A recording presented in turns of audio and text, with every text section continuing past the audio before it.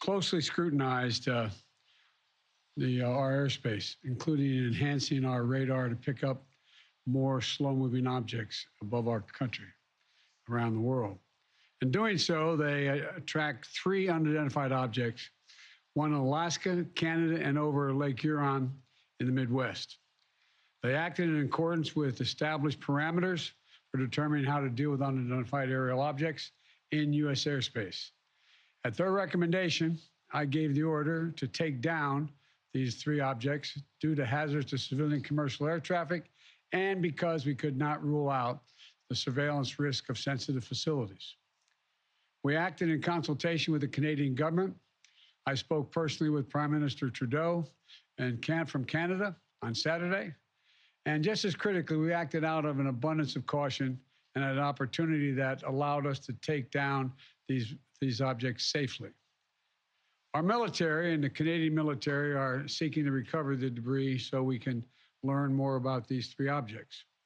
Our intelligence committee is still assessing all 3 incidences.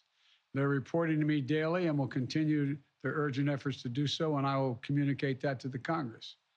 We don't yet know exactly what these 3 objects were, but nothing right now suggests they were related to China's spy balloon program or that they were surveillance vehicles from any other country. The intelligence community's current assessment is that these 3 objects were most likely balloons tied to private companies, recreation or research institutions studying weather or conducting other scientific research. When I came into office, I instructed our intelligence community to take a broad look at the phenomenon of unidentified aerial objects. We know that a range of entities, including countries, companies, and research organizations, operate objects at altitudes for purposes that are not nefarious, including legitimate scientific research. I want to be clear. We don't have any evidence that there has been a sudden increase in the number of objects in the sky. We're now just seeing more of them, partially because the steps we've taken to increase our radars, to narrow our radars. And we have to keep adapting our approach to dealing with these challenges. That's why I've directed my team to come back to me with sharper rules for how we will deal with these unidentified objects moving forward, distinguishing between those that are likely to pose safety and security risks that necessitate action and those that do not. But make no mistake, if any object presents a threat to the safety and security of the American people, I will take it down. I'll be sharing with Congress these classified policy parameters when they're completed, and they'll remain classified so we don't give our roadmap to our enemies to try to evade our defenses. Going forward, these parameters will guide what actions we'll take while responding to unmanned and unidentified aerial objects. We're going to keep adapting them as the challenges evolve, if it evolves. In addition, I've directed my national security advisor to lead a government-wide effort to make sure we are positioned to deal safely and effectively with the objects in our airspace. First, we will establish a better inventory of unmanned airborne objects in space above the United States airspace and make sure that inventory is accessible and up to date. Second, we'll implement further measures to improve our capacity to detect unmanned objects in our airspace. Third, we'll update the rules and regulations for launching and maintaining unmanned objects in the skies above the United States of America. And fourth, my Secretary of State will lead an effort to help establish common global norms in this largely unregulated space. These steps will lead to safer and more secure skies for our air travelers, our military, our scientists, and for people on the ground as well. That's my job as your President, Commander-in-Chief. As the events of the previous days have shown, we'll always act to protect the interest of the American people and the security of the American people. Since I came to office, we've developed the ability to identify, track, and study high-altitude surveillance balloons connected with the Chinese military. When one of these high-altitude surveillance balloons entered our airspace over the continental United States earlier in the month, I gave the order to shoot it down as soon as it would be safe to do so. The military advised against shooting it down over land because of the sheer size of it. It was the size of multiple school buses and it posed a risk to people on the ground if it was shot down where people lived.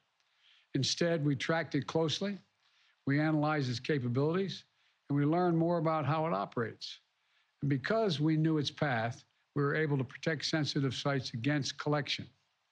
We waited until it was safely over water, which would not only protect civilians, but also enable us to recover substantial components for further analytics. And then we shot it down, sending a clear message. The violation of our sovereignty is unacceptable. We'll act to protect our country, and we did. Now, this past Friday, we put restrictions on 6 firms that directly support the People's Republic Liberation Army, the People's Liberation Army Aerospace Program. That includes airships and balloons, denying them access to U.S. technology. We briefed our diplomatic partners and our allies around the world, and we know about China's program and where their balloons have flown. Some of them have also raised their concerns directly with China. Our exports have lifted components of the Chinese balloon's payload off the ocean floor. We're analyzing them as I speak, and what we learn will strengthen our capabilities. Now, we'll also continue to engage with China, as we have throughout the past 2 weeks. As I've said since the beginning of my administration, we seek competition, not conflict with China. We're not looking for a new Cold War, but I make no apologies, and we will compete. And we'll responsibly manage that competition so that it doesn't veer into conflict. This episode underscores the importance of maintaining open lines of communication between our diplomats and our military professionals. Our diplomats will be engaging further, and I will remain in communication with President Xi. I'm grateful for the work of the last several weeks of our intelligence, diplomatic, and military professionals who have proved once again to be the most capable in the world. And I want to thank you all. Now, look, the other thing I want to point out is that we are going to keep our allies and the Congress contemporaneously informed of all we know and all we learn. And I expect to be speaking with President Xi, and I hope we're going to get to the bottom of this. But I make no apologies for taking down that balloon. Thank you very much.